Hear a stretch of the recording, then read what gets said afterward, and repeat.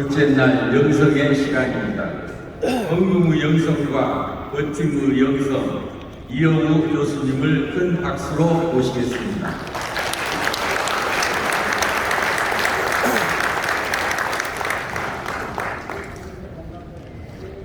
마이크 좀 꽂아주세요.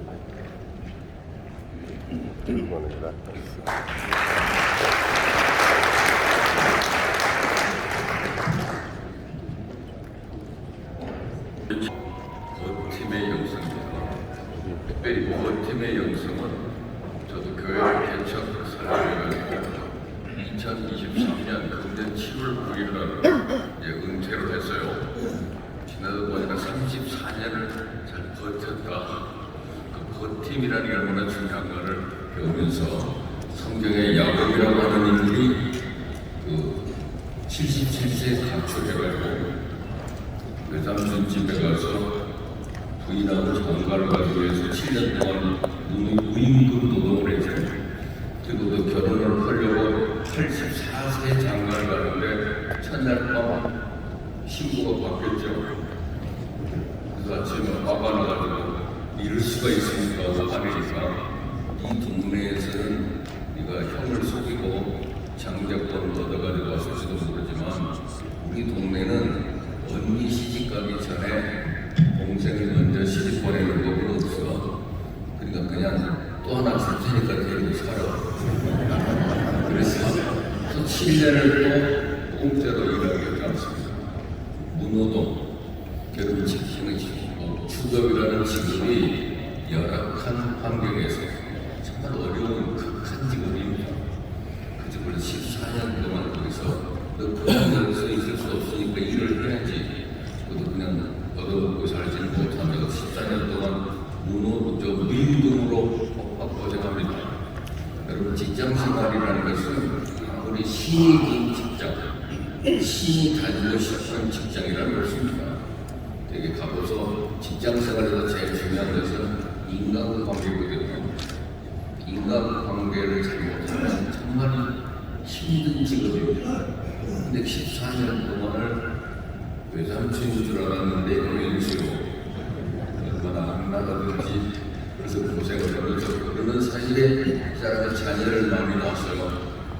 자녀를 많이 낳다 보니 자연히 자기도 좀 책임을 져야 할 가장이 되어야 되고 또 그 부인이 서로 갈등을 가지니까 큰 부인은 생기긴 잘 이쁘게 생기진 않았지만 아기를 잘 낳고 둘째는 이쁘지만 아기를 못 낳아요. 서로 간의 갈등 때문에 자기의 그 종들을 하나 써서 졸제 부인이 4명이나 되잖아요. 그러는 사이에 자식이 11명, 12명 생겨나는데 앞으로 내가 가장을 어떻게 할 것인가. 그래서 14년이 돼가지고 정식으로 요청하잖아요. 연봉 협상을 이렇게 합시다. 근데 우리 오늘 성경 여러분 그 강원도 페이퍼에 끝장이니까 창세기 30장 37절부터 47절 나옵니다. 거기에서 사람이 14년을 잘 버티고 그 다음에 6년 동안 거기서 일을 하면서 아주 특별한 독특한 방식의 목축업을 시작합니다. 그는 과거에 자기 집에서 목축업을 보고 배웠지만은 자기 사업이 아니니까 자기 아이디어대로 지켜낼 해본 적이 없어요.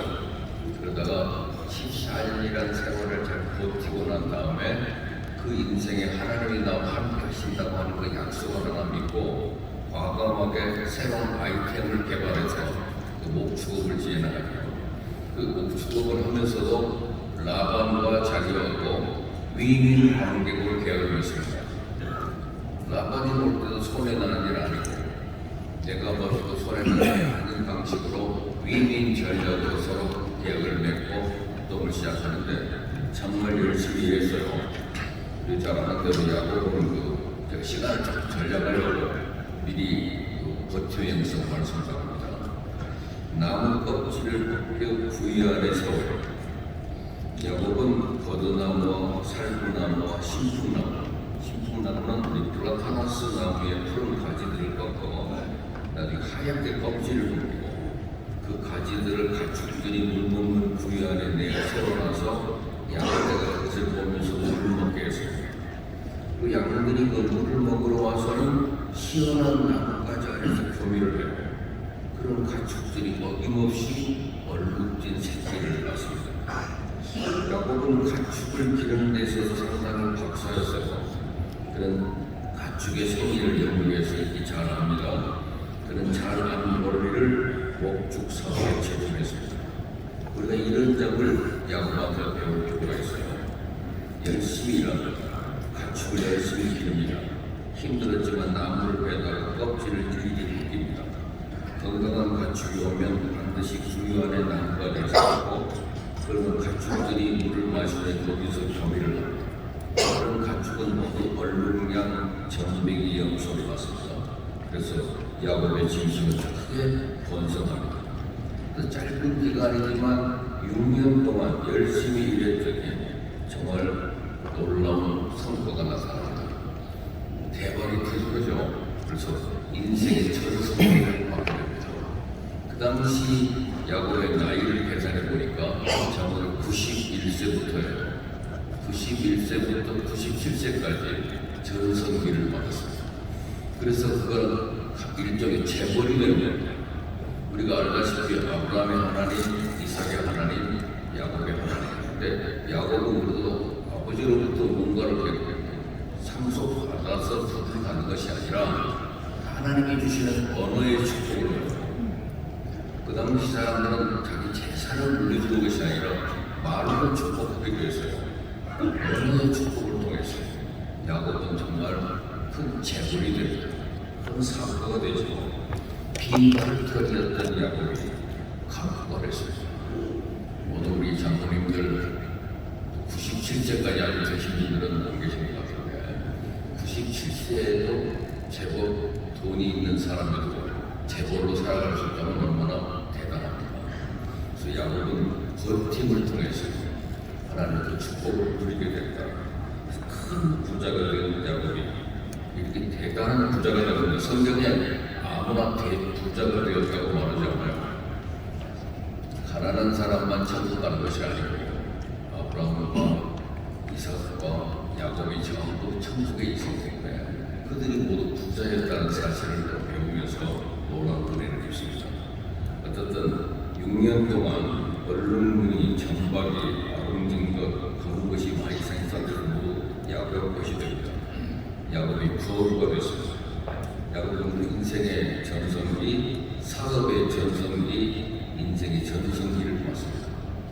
최근에 우리 사회에 순천 사람이죠. 이중근이라는 이름을 가지고 있어요. 안중근 씨가 아니고 이중근입니다. 41년생이고 생일이 1월 11일 생이더라고요. 1월 11일인 것을 좋아하는 이유는 우리가 신명기에 보면 신명기 1장 11절이잖아요. 1장 11절에 우리가 1000배의 복을 받는다고 되어 있어요. 그래서 신명기 1장 11절 1월 11일 생이라고 합니다. 많이 사람이 순천에 있는 자기 고향 마을 사람한테 전부 1억씩 나눠줬다니 이 나이에 갑자기 1억이 현금으로 생긴다면 어디다 쓰겠어요? 마을 사람들을 갑자기 부자게 만들고 자기 동창들에게 다 챙겨주는 이런 부자들 이런 것들은 일종의 기부입니다. 기부를 할 수 있는 부자가 된 거죠. 근데 성경은 기부하고 헌금은 차원이 다릅니다. 사람에게 나눠주고 베풀어주는 기부가 되지만 헌금은 뭐예요? 하나님께 드려지는 거예요. 하나님께 드려지지만 목표를 정해서 드리는 거예요. 그랬더니 헌금의 영성이고 아까 야곱이 부자가 된 것은 버팀의 영성. 열악한 환경이지만 못된 인간 관계 속에서 종으로서 살지만 잘 버텼더니 버티다가 주신 하나님의 내 사업이니까 한번 이렇게 적용해보자고 도전해봤던 그 방법이 그 사람에게 하나의 축복의 계기가 돼서 전성기를 맞은 것처럼 우리 그리스도에게도 헌금의 영성이라는 것 기부금과 헌금은 달라요. 오프라 윈프리 기부금의 영이라고 합니다. 그런 기부금의 영보다는 헌금의 영 헌금을 가져야 헌금을 줄 알아야 올바른 신앙생활을 하기 때문에 오늘 주제가 좀 그 영성의 시간에 헌금의 영입니다. 헌금도 영이에요. 개인은 교회는 하나님의 말씀과 성령으로 날마다 개혁되어야 한다 했습니다. 하나님의 말씀과 성령으로 개혁되는 게 교회예요. 그 성령이 바로 교회의 영. 조금 전에 우리 장로님이 찬송이 있는데 찬송도 영이 있어야 됩니다. 찬송의 영으로, 말씀의 영으로, 기도의 영으로, 봉사의 영으로, 섬김의 영으로 일하지만 또 중요한 것은 헌금의 영이 필요합니다. 헌금의 영.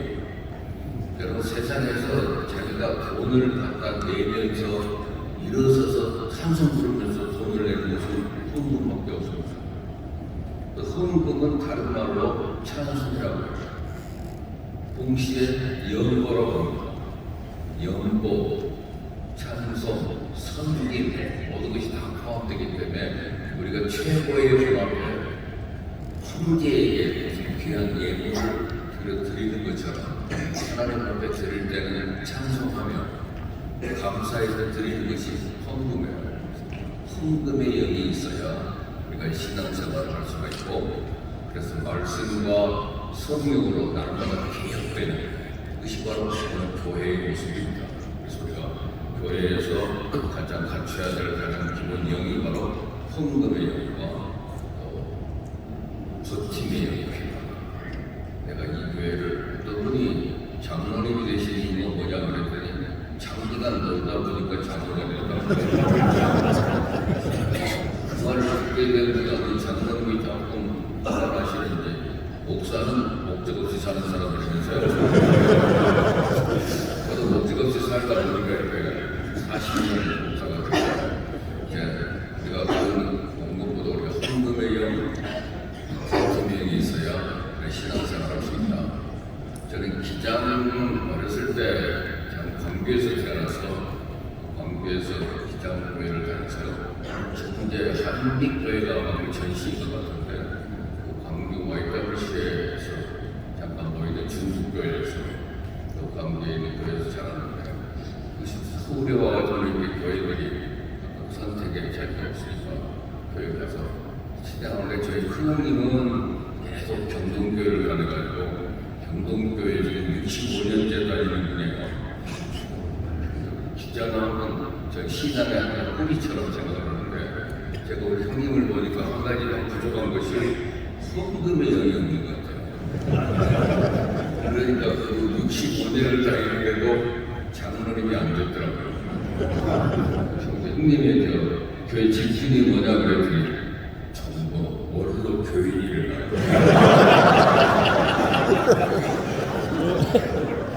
원로인데 교인으로 살아요. 자기 친구들이 그냥 그런 괜찮은데 이제 어린 집사들이 자기를 보고 지금 너희 집사님을 화가 난다고 그러더라고요. 내가 이 나이 85세 집사 소리 듣게 됐냐. 목사님이 집사님은 할 수 없대요. 들을 수 있지만 맡은 후배들이 와가지고 집사님 그러면 기분이 나쁘다고 그러더라고요. 자기는 어디 가서 대접받고 살아왔는데 교회 보면 집사밖에 안 되는 경우밖에 안 되는데 근데 집사도 나이가 70이 지나면 해당 사항이 없잖아요.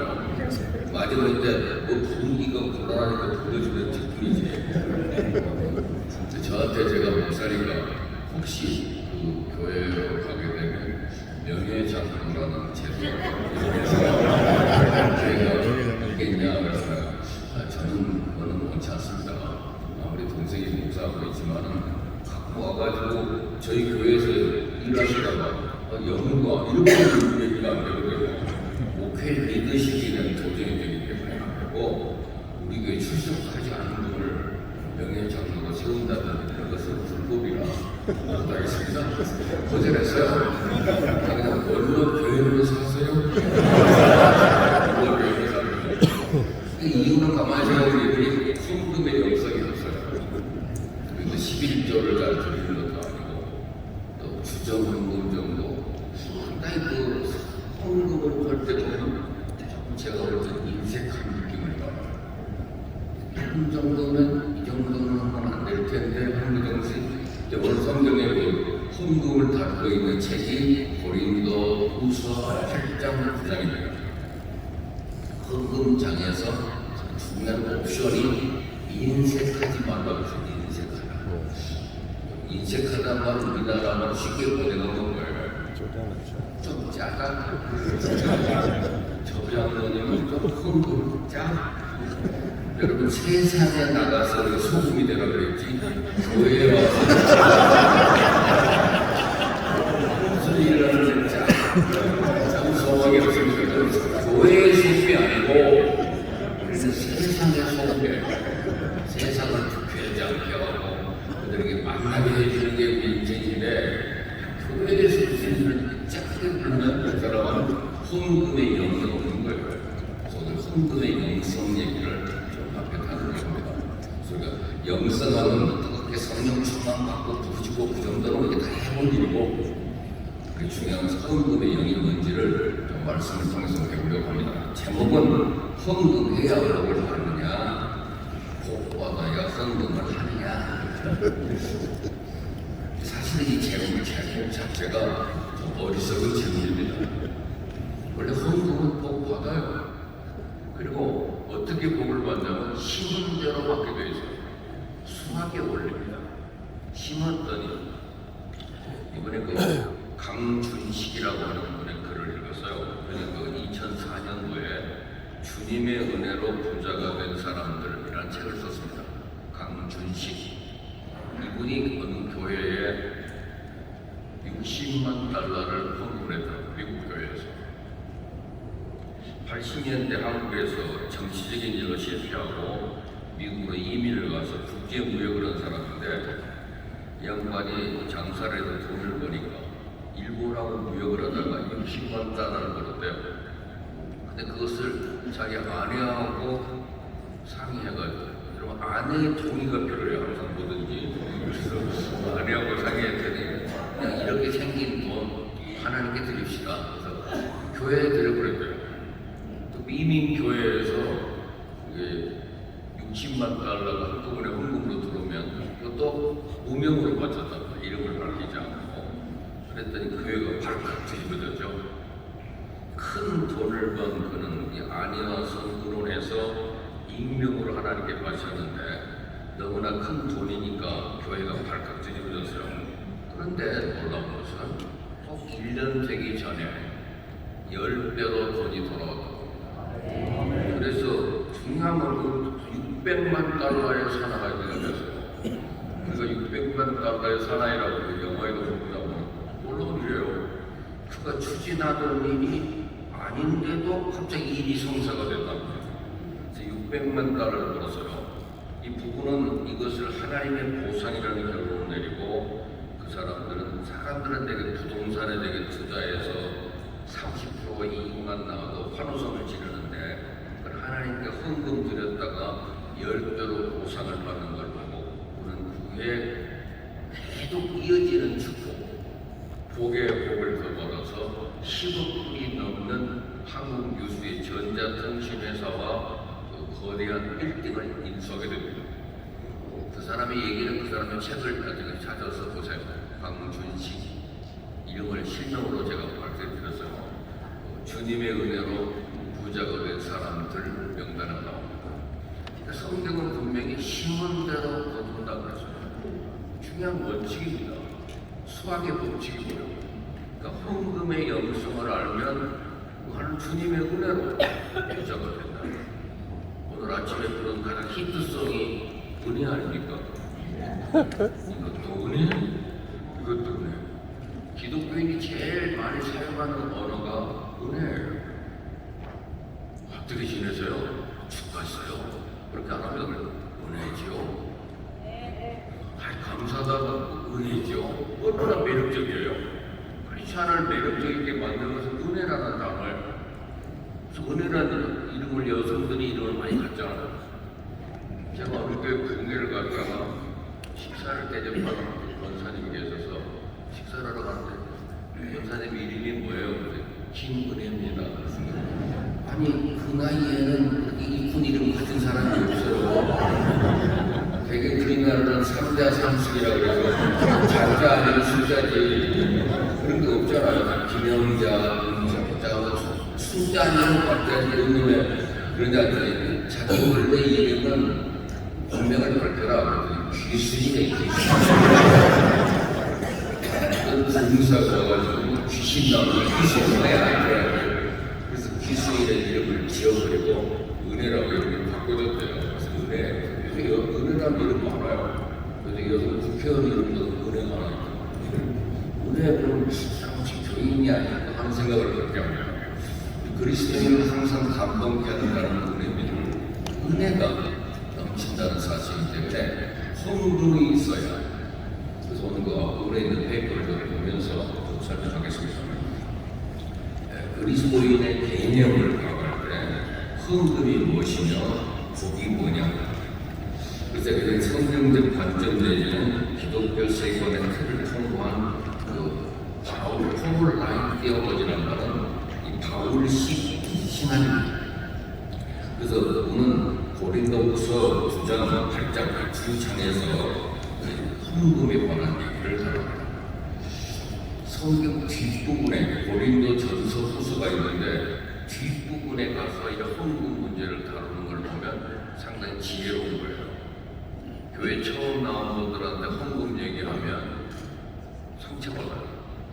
교회 오니까 돈이라고 그러면 이 돈이라니까 얼마나 인간에게 민감한지 몰라요.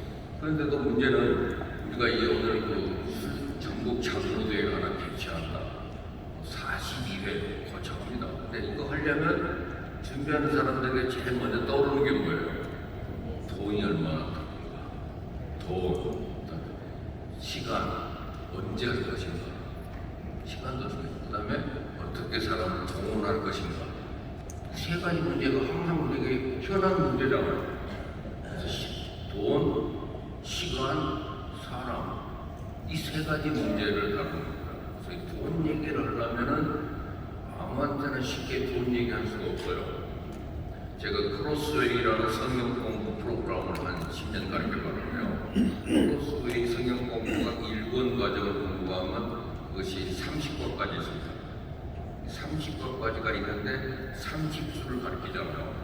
근데 헌금 얘기는 28주, 29주 때예요. 처음부터 돈 얘기를 하는 가르치는 모습입니다. 그래서 고린도 후서도 8장, 9장쯤 되어서 헌금장으로 다루고 있어요. 헌금하면 이 부분을 좀 알아야 돼요. 근데 제가 가르치던 분이 그 크로스웨이 30권, 이제 30장까지 1권 끝나고 난 다음에 어느 회사에 이사로 있던 분인데 그분이 저도 11조 하기로 했습니다 하더라고요. 그 강의 30화를 끝나고 난 다음에 헌금을 할 결심이 생겼다고. 헌금이라는 건 아무나 이게 결심해지는 것이 아니라는 것을 배웁니다. 그래서 돈, 시간, 정원 그것도 중요한 것처럼 이 고린도후서 기록 배경을 좀 배워야 이 바울과 고린도 성도 간에 상호 관계가 있어야 됩니다. 내가 왜 헌금을 해야 되느냐 할 때 그 단체와 나와의 관계, 고린도 교인들과 나와의 어떤 관계가 형성이 되어야 헌금 얘기를 꺼낼 수가 있단 말이에요. 그래서 오늘 고린도 후서 뒷부분에서 다루고 있다는 겁니다. 그래서 바울과 고린도 성도와는 원래 어떤 관계가 있었냐. 우리가 여러분 사도행전 16장에 보면 유명한 히랍 드라마가 나오잖아요. 사도 바울이 선교여행을 갔다 1차 선교여행 성공했습니다.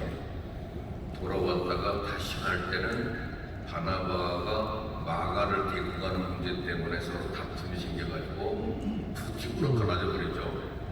성경에 서로 시인이 다투어 갈라졌다고 그랬어요. 그리고 난 다음에 제2차 선교여행을 갈 때는 신라라고 하는 친구하고 같이 갔어요. 그렇죠? 근데 갔는데 자꾸 성경에 재미있는 표현이에요. 예수의 영이 허락질 않는다는 거예요.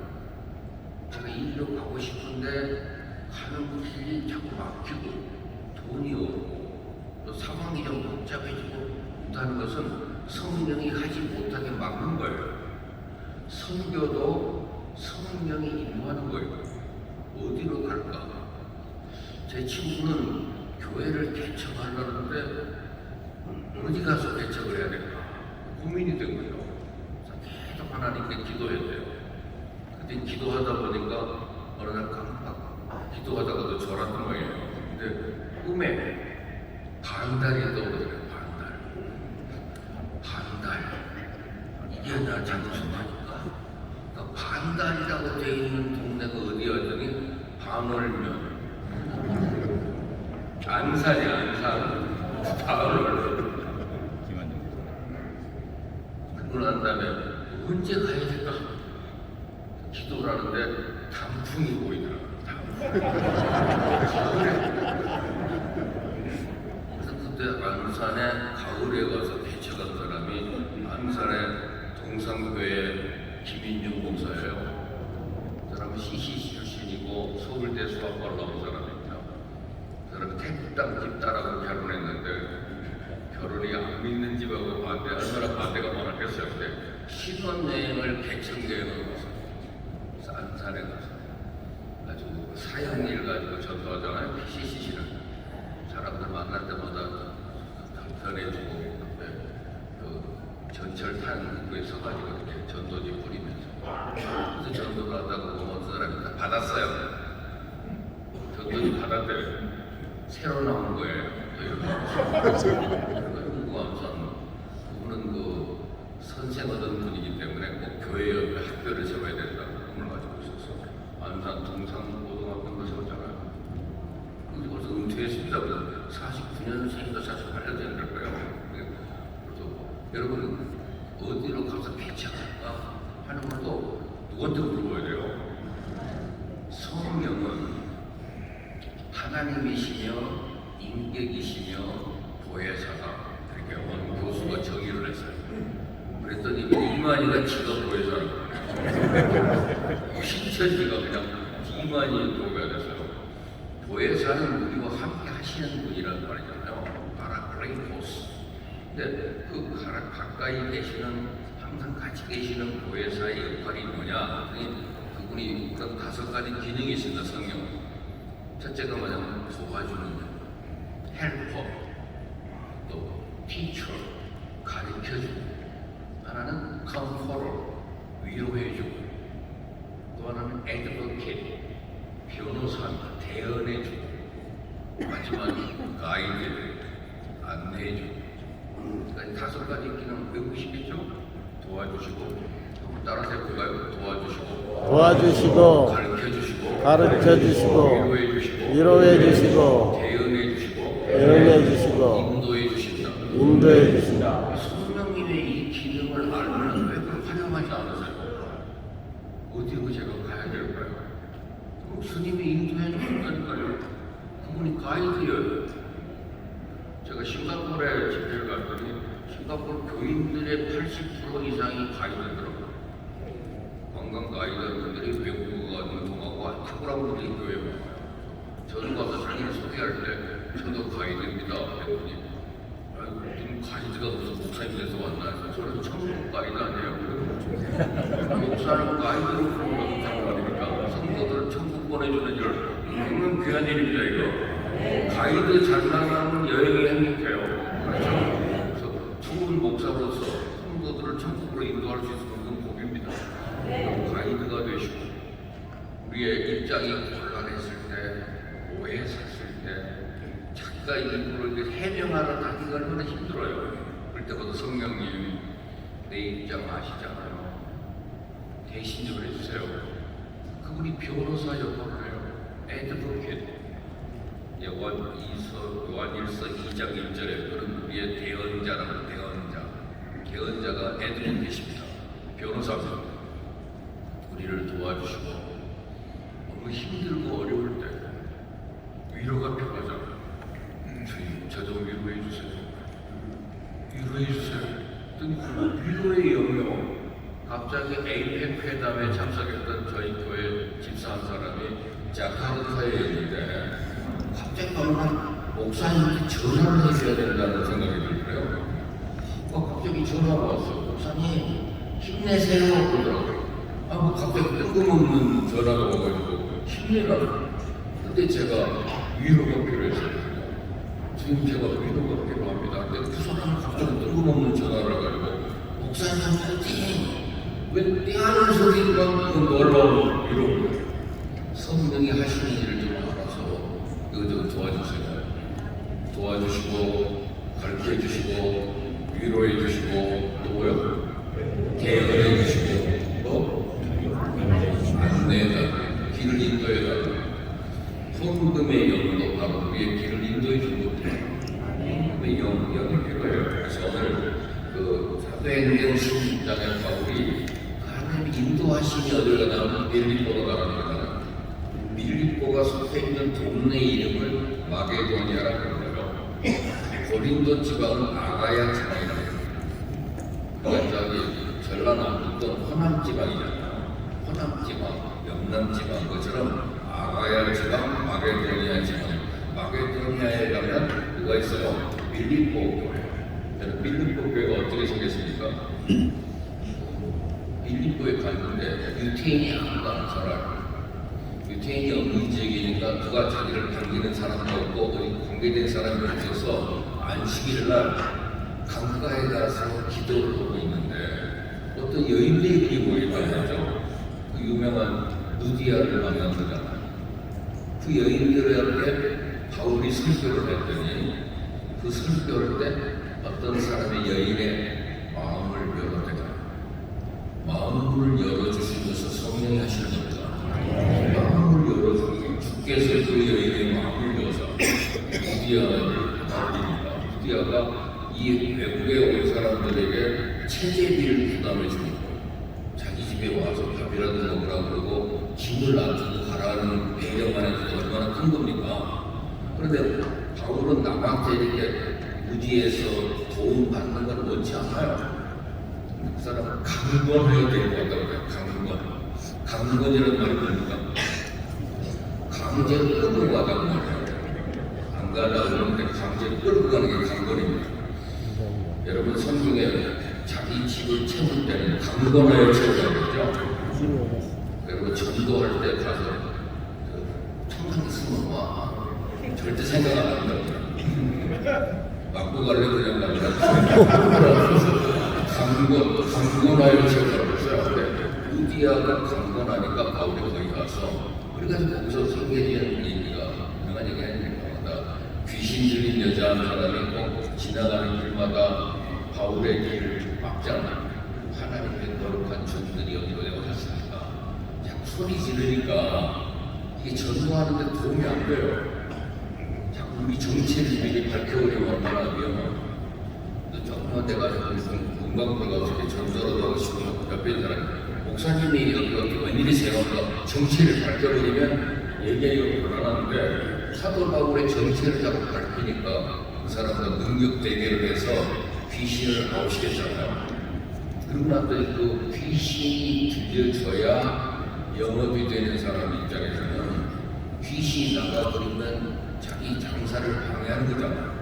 그래서 이상한 풍문을 자르는 놈이라고 고발을 해서 감옥에 들어갔다. 감옥에 들어가서 어떻게하는 감옥에서 옥중에서 찬송을 했더니 옥중에서 하는 찬송을 하나님이 들으시고 하나님의 응답이 뭐가 나타났어요? 지진으로 일어났죠. 어떤 과학자들은 또 그걸 분석해서 그때 강도가 몇이나 됐냐 측정해 봤더니 강도 7점대인데 여러분 포함해서 지난번에 일어난 지진이 7이 안 됩니다. 7이 되면 쇠사슬이 풀려지고 지하가 무너지고 막 난리가 나는 거예요. 그런데 이 양반이 집을 안 나가잖아요. 지진이 났는데도 나가지 않으니까 간수가 와서 다 도망간다고 자살하려고 그러는 걸 막아가지고 나 여기 있어? 얼마나 감사하겠어요. 안 나갔으니까. 근데 그 사람이 그 선생님이 그럴 때 그 유명한 말씀 버스 정류장 가도 써있는 말씀 있잖아요. 주 예수를 믿으라. 그래요. 이 집이, 이 패밀리가 구원을 얻으리라. 이런 말씀 있잖아요.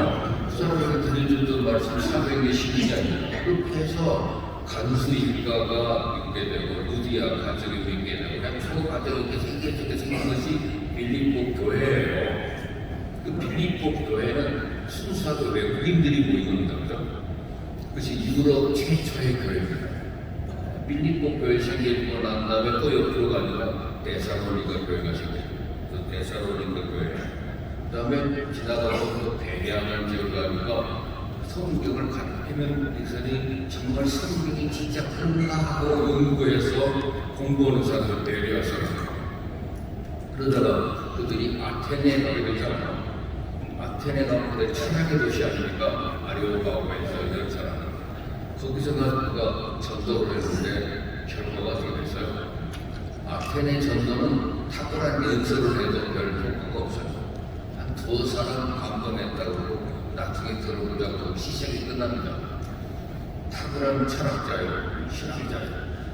이 바울이 아무런 효과가 없이 쓸쓸하게 그 옆으로 간 동네가 고린도입니다. 고린도에 가서 쓸쓸한 시간을 보낼 때가 있는데 그 쓸쓸한 시간에 그 밤에 하나님께서 그에게 환상을 보여주죠. 그 유명한 고린도의 밤이라고 합니다. 여러분은 어저께 밤에는 평창의 밤을 보내줬습니다.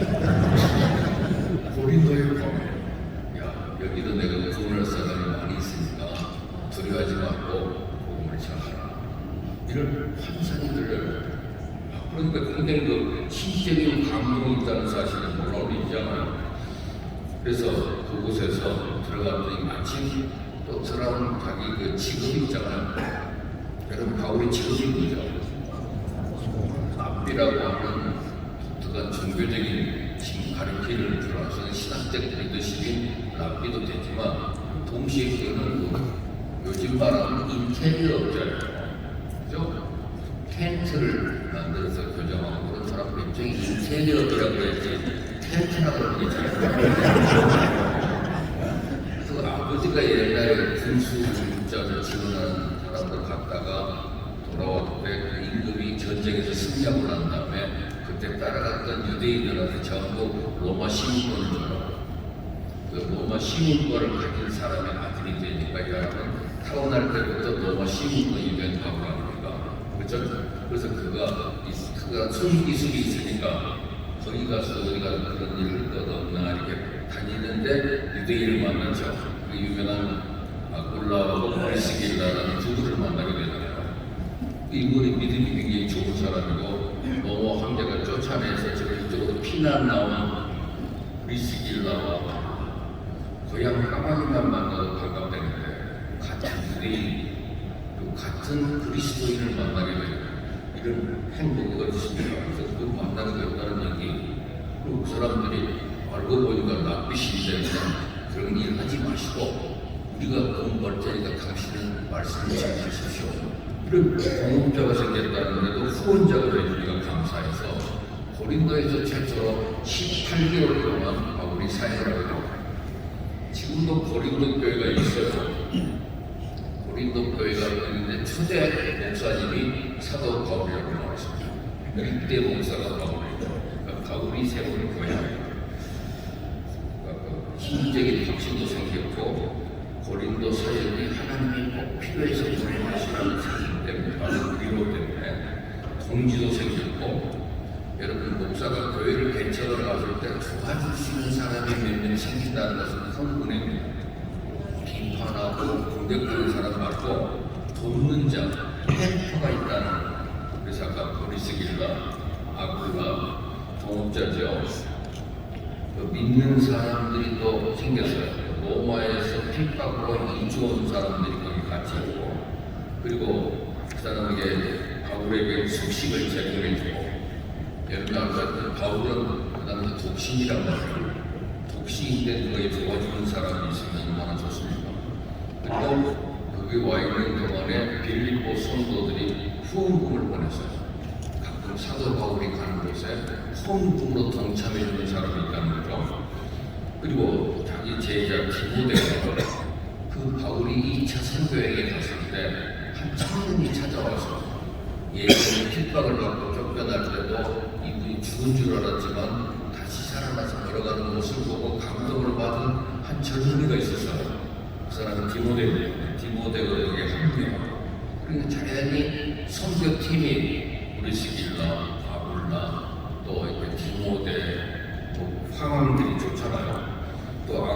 대강 총독 갈리오가 사람들이 이 사람이 전도하는 걸 방해해가지고 고소를 했는데 그 아가의 지방 총독 갈리오가 그건 니네들의 정도의 문제고 니네들의 관심의 문제를 가지고 왜 이런데 사사건건 시비를 걸고 그래 다 가 쫓아내고 그래서 바울이 갈등 없이 거기서 사역을 할 수 있게 된단 말이에요. 그리고 거기에 소수의 유대인의 해당자 그리스도와 그의 가족들 그리고 그 사람들 덕분에 같이 살고 있던 수많은 고린도인들 이런 사람들이 모여서 제법 재미있는 교회가 형성이 된 것입니다. 그래서 이방인이 혼합된 고린도 교회 바울에 의한 신자들이 생기고 그들을 향한 바울의 사랑과 위로 그런데 이 사람들이 고린도 지방은 가끔 알다시피 야한 지역이랍니다. 선 문화가 개방이 되고 이런 곳이기 때문에 전도를 해봤지만 그들 사이에 가끔 악행이 일어나는 경우가 있어요. 최근에도 어느 교회에서 성가대원들이 부부 세미나 갔다고 하는데 거기서 짝이 바뀐 경우가 있어요. 이건 상당히 벌칙거리 문제잖아요. 어떻게 처리합니까? 어떤 교회는 그것까지 얘기해야 되겠지만 교회 성가대 지휘자가 또 목사님 사모님을 사랑해가지고 어떻게 처리해요? 그 동료 목사님들이 다른 지역으로 옮겨져가지고 그 목사님 다른 교회로 왔는데 그 사람이 또 선수한테 따라왔어 난다가 남자죠. 지휘자 이런 거 감당하기가 어려운 문제들이 고린도 교회 안에 많이 생겼어요. 나중에 고린도 교회에 그런 거 좀 하지 마라 그 못된 짓이다 말이나 되는 일이냐고 야단도 치는 편지가 고린도전서잖아요. 제일 먼저는 아주 심하게 편지를 써서 보냈는데 편지를 쓰고 난 다음에도 어떤 사람은 편지를 보낸 후에 야 내가 너무 심했다 그때 그렇게 말까지 안 할 걸 했는데 그리고 나중에 그 마음이 좀 아파서 걱정을 하고 있는데 알아보니까 그 첫 번째 편지는 갖고 가다가 잊어버렸거든요. 다행이다. 그래서 다시 수정해서 보낸 편지가 고린도 전서입니다. 그래서 그게 고린도 전서로 말하고 걔네 헬라어로는 고린도 알파라고 해요. 알파. 그러니까 두 번째 편지는 고린도 베타. 알파 베타가 둘째 편지인데 둘째 편지도 다시 보내는데 그것도 사고가 나가지고 잊어버렸어요. 다시 재수정해서 보내는 수정본이 고린도 후서예요. 그 고린도 후서 부분에서 오늘 8장, 9장이 헌금에 관한 얘기를 다루겠다는 거죠. 그래서 이 사람은 고린도 교회들하고 바울과의 관계는 아까 첫 번째 배경에서 말한 대로 끈끈한 관계 안에서 인가된다. 서로 뗄래야 뗄 수 없는 가장 관계가 형성이 됐을 때만 그 사람들한테 너희들이 이런 우리들이 이제 복음의 빛을 지고 유대인들로부터 나오는 복음을 우리가 받아서 예수 믿게 돼가지고 이런 은혜의 자리에 들어오겠는데 사람들이 지금 흉내이 들어서 고생하고 있으니 그 사람들한테 우리가 좀 보조를 좀 해줘야 되지 않겠냐.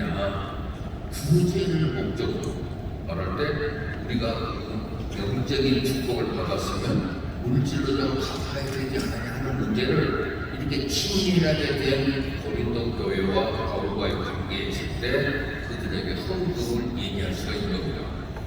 친밀한 관계가 된 사람에게 합법적인 조건을 제시해서 헌금에 참여하게 하는 것, 그것이 바로 바울이 말하고 싶은 얘기입니다. 그래서 고린도 교회와의 관계, 두 번째는 고린도를 향한 바울의 방문과 서신 문제들, 그 다음에 그러고 난 다음에 그 바울이 헌금이라는 말을 사용할 때 어떤 단어를 사용하느냐 그랬더니 첫 번째가 뭐예요? 히브리어는 디아코니아라는 말은 오강석 사장님 명함을 받으니까 디아코니아라는 디아코니아 섬김이라는 뜻입니다. 섬김 이웃을 향한 섬김의 영 이것이 섬김이고 또 그 다음에는 똑같은 우리가 요새 안 들어본 단어가 연고예요. 영국가냐? 영국인데 영고라는 말은 율로기아라는 뜻인데 하나님께서 예수 그리스도를 통해 성도들에게 베풀어 주신 복과 성도가 하나님께 마땅히 올려야 될 찬송이라는 말이 율로기아예요. 여러분 헌금을 가지고 하나님께 찬송을 드리는 겁니다. 이 헌금이 하나님을 찬양하는 거예요. 그러니까 하나님 베푸신 복이 이렇습니다. 하나님에게 이런 복을 주셨습니다. 또 내놓고 하나님을 찬양하는 것이 율로기아라는 거예요. 그리고 본문의 문맥에 따라 보니까 다른 성도들을 향한 관대함 내지는 증거히 드리는 선물입니다. 이 총회를 향해서 전국 장로 대회가 이어지는데 이 대회에 좀 비용이 많이 발생할 테니 제가 기꺼이 얼마드리겠습니다. 돈을 내는 분이 있다고 합시다. 그 사람은 관대한 걸 것이 자기 이름을 꼭 밝혀주세요 하지 않고 이름도 밝히지 않고 이 정도 비용이 필요할 것 같습니다. 들어줄 수 있는 이 대회에 내가 요즘 한 이중근 시처럼 1억씩 내는 수는 있지만 그래도 5천만 원 정도 했다. 이건 관대함이 남보다 훨씬 더 너그럽게 낼 수 있는 관대함, 즐거이 드리는 선물 이런 것들이 헌금이라는 단어예요. 그리고 파플로 테스라고 하는 단어도 똑같은 의미로 연고와 같은 의미며 거기에는 행운의 성실, 진실, 관대함, 거짓 없음이 달립니다. 그리고 동시에 이 단어는 코이노니아라는 단어를 사용해서 너와 나와의 교제라는 사실이죠. 여러분 선교사가 왔다가 떠날 때 우리가 그분을 위해서 후원금을 조금 보내주면서 이 물질로 교제하는 겁니다. 그분을 위해서.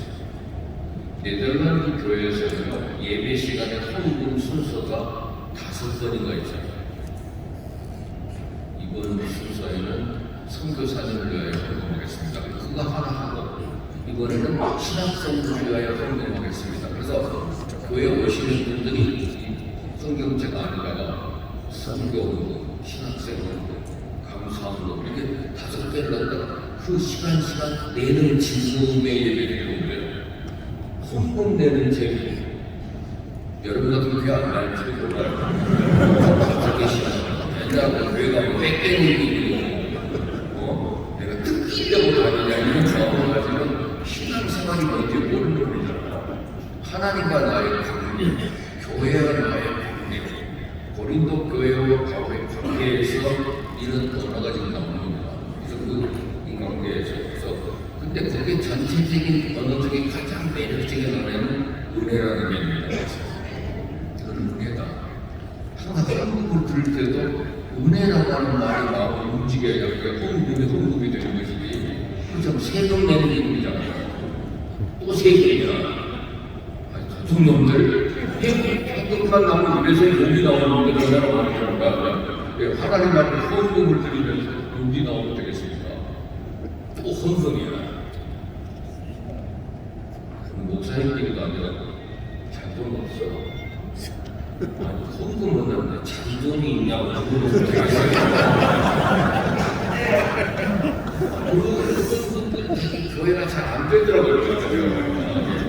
헌금에 대한 감사, 헌금하는 재미로 사는 사람들, 월급 딱 하면 헌금부터 딱 실적이야. 그 살아가는 사람들도 있어요. 옛날 우리 할머니들은 교회 갈 때 헌금을 대리님이 데렸잖아요. 대리님을 바닥 돈 데워와서 하나님께 드린다고 성경지에 끼고 다니는 분도 있고, 어떤 분은 새벽기도 가실 때 그러다 딱 놓고 갔더니 어떤 사람은 새벽기도 할 때 옆에 앉아 훌쩍한 사람도 있고, 장로님들 옆자리에 앉아가지고 그걸 가져가는 사람도 있어요. 항상 관리 잘 하셔야 돼요. 갖고 있고 공기 잘 하고. 어쨌든 헌금에 대한 묘사가 3가지로 나와 있고, 그 다음에 주어지는 것이 그 다음은 누가 헌금을 할 수 있느냐. 그때 헌금은 예수 그리스도 우리 가운데 구속, 새 생명의 은총으로 확신하고 있는 성도들이 행할 수 있는 최고의 기쁨과 은혜, 그리고 최고의 의무이며 하나님과 나와의 교제가 이루어진다는 것이 헌금입니다. 그래서 율로기아와 카리스를 활용하는 거예요. 또 연보는 은혜로 말미암아. 여러분 연보를 갖자 소금도 다 안 들어오고 아주 힘들어 그렇게 말하는 것이 들어있는데 왜 안 드리냐면 은혜를 못 받아서 안 드리는 거예요. 헌금은 은혜거든요. 은혜를 말합니다. 카리스가 있어요. 그래서 무엇을 드리기 앞서 나 자신이 먼저 드리고 주 예수의 은혜를 체험하고 고백하는 자가 그 구속의 은혜 안에서 자신 인격과 삶에 대한 헌신의 표시로 또는 그 상징으로 자신의 소유중 일부를 기꺼이 하나님께 드리는 것이 바로 헌금입니다. 누구를 위한 무엇을 위한 헌금이냐? 나는 그 일에 나도 파트너가 되겠다 하는 마음을 갖는 것이 헌금이 된단 말이에요. 이번에 장학생들 선발해서 그들을 좀 지원하고 싶다 하는 목적이 정해지면 그 일을 위하여 파트너가 되는 일이라는 거예요. 그리고 아까 말했던 어떤 부자가 많은 사람 재산을 나눠줘서 이름이 드러나는 것보다 달리 헌금은 정치, 경제, 사회적 수준이나 내용을 동일하게 하는 평균이 아니라 영적인 차원에서 정말로 유대인과 이방인의 신앙 공동체가 하나님께로부터 거저가는 은혜 가운데서 서로의 넉넉한 것을 베풀어 주고 서로의 부족한 것을 채워나가는 것이 진정한 평균케 하는 원리다. 이것을 배워가면서 헌금의 의미를 다루게 됩니다. 시간이 한 8분 남았는데 간략하게 줄이겠습니다. 오늘 고린도후서 9장 1절부터 5절까지는 연보는 항상 미리 준비하는 것. 여기가 이 정도 헌금은 가지고 가야지 하는 것도 준비하는 자세로 가야 합니다. 그러면서 이 얘기에 대해서 자세히 얘기하지 않고 사도 바울은 상당히 지혜롭게 그리고 충분히 설득시켜서 이 말을 합니다. 우리는 이미 이 사람들에게 복음의 빚을 진 사람으로서 영적인 것을 나눠 가졌으면 육적인 것으로 그들을 섬기는 것이 마땅하지 않아요. 오늘 말씀을 들어서 나는 은혜를 입었으면 영적인 은혜를 입었으니까 우리는 그분에게 물질로 지원을 해줘야 되지 않느냐 이런 식으로 상당히 설득력 있게 말하는 겁니다. 그리고 그 헌금 얘기도 1년 전에 미리 말을 해줘서 마음이 준비를 하도록 했다는 거예요.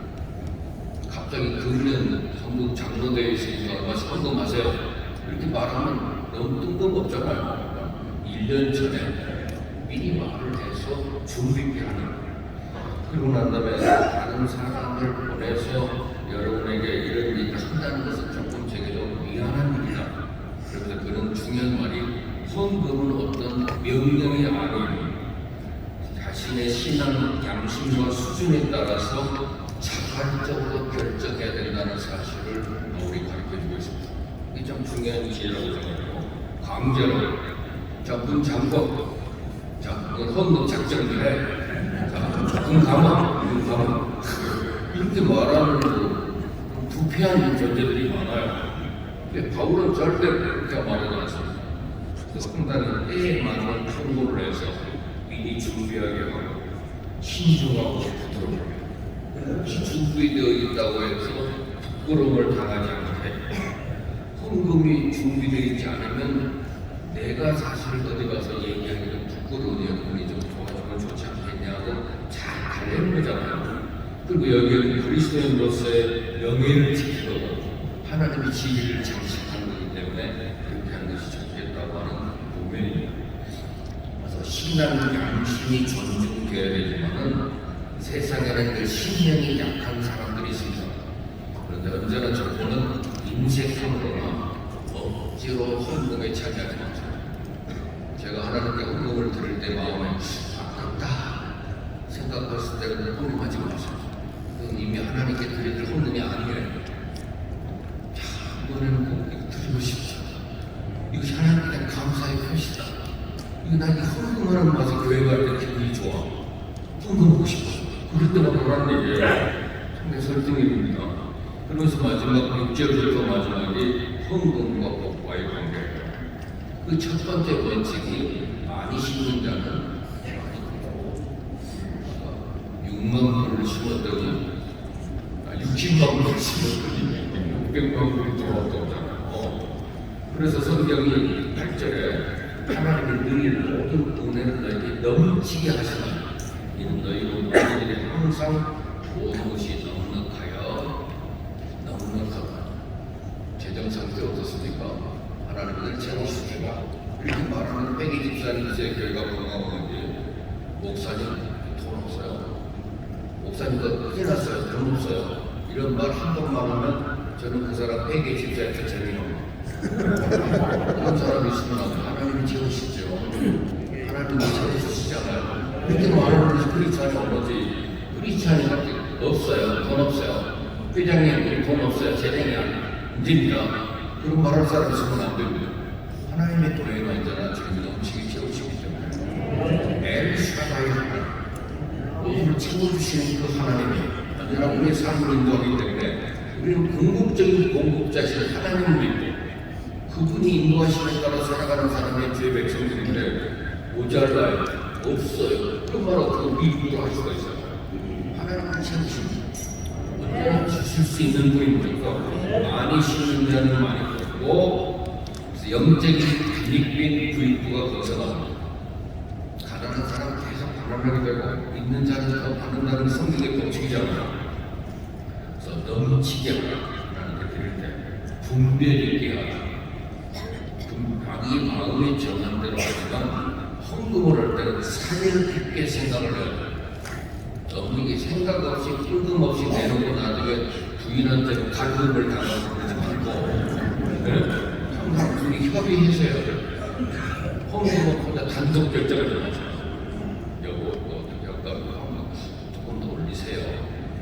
부인이 조절을 해줘야 되거든요. 근데 그것도 없이 자기가 일 저질러 버리고 나면 사례 깊지 않아요. 그 다음에 헌금은 그렇게 헌금을 하게 된 것이 너무 즐거워요. 즐기고 헌금을 하라는 기고 받으시는 거죠. 하나님은 즐겨내는 자의 사람이지 억지로 끌려와서 강제로 당했네요. 당했네 기분으로 내는 것은 헌금이 아니에요. 그렇죠? 헌금에서 그들 헌금을 바치는 자한테 손해를 당하지 않는다는 사실을 기억하시고 하나님은 즐겨내는 자를 사랑하는 아니라 모든 은혜가 우리에게 넘치게 할 수 있습니다. 그리고 반드시 또 한 번 반복합니다만 힘 있는 자에게 힘을 것을 주시는 하나님. 그렇죠? 그들이 수고를 입는 것이 있는 사람이 아닌 반면에 가난한 성도들에게 부족한 것을 채워주고 보충하고 결국은 모두가 하나님의 찬양과 영광을 높이는 복된 행위가 되는 것이 헌금이기 때문에 진정한 헌금의 영을 가지고 살자. 그래서 마지막 15절에 말을 수없는 배우를 사랑하여 하나님께 감사하노라 하는 것이 우리의 고백입니다.